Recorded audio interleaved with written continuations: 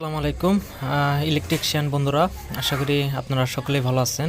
তো একটি ঘর ওয়ারিং করেছি, দেখতে পারতেছেন। এখানে আমাদের একটি মেন সুইচ বোর্ড রয়েছে।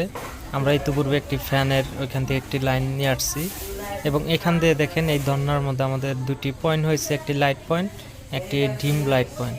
এবং এখান দিয়ে আমাদের একটি পাওয়ার এসে দেখেন এখানে কিন্তু দুটি পাইপ অ্যাড হয়েছে। এখানে একটি পাওয়ার বোর্ড রয়েছে, একটি ডিশ সকেট রয়েছে, একটি পাওয়ার রয়েছে। তো মূলত এই যে এইখান দিয়ে আমাদের ডিশ তার ঢুকছে এই পাইপ দিয়ে এবং এই বডি ঢুকছে এবং এখান থেকেই আরেকটি উপরের পাইপ দিয়ে এখান দিয়ে দেখেন আমাদের ওই পাশের রুমে লাইন ঢুকেছে। এবং এখানে যে সুইচ বোর্ডটা যে রয়েছে, এটার সুইচ বোর্ডের আপনার মেইন সার্ভিসটা ওই রুম থেকে আনা হয়েছে সার্কিট ব্রেকার হতে, আর এটা হচ্ছে ডিশ লাইন ওই পাশে চলে গেছে। তো আমরা অন্য আরেকটি রুমে যাই। তো ওয়ারিংটি দেখুন আমরা কিভাবে করেছি।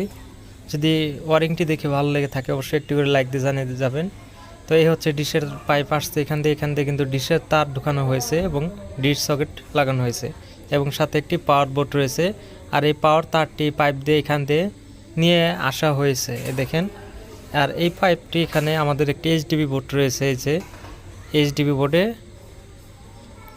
এই দেখতে পাচ্ছেন এইচডিবিতে আমরা লাগিয়ে দিছে। আর এটা হচ্ছে মেইন পাওয়ার, যেটা আমাদের মিটার হতে বিদ্যুৎ লাইন সরাসরি চলে আসছে। আমরা এটা কিন্তু আলাদা পাইপ দিয়ে উপর থেকে কিন্তু পাইপ দিয়ে ড্রপ করে নামে দিয়েছি।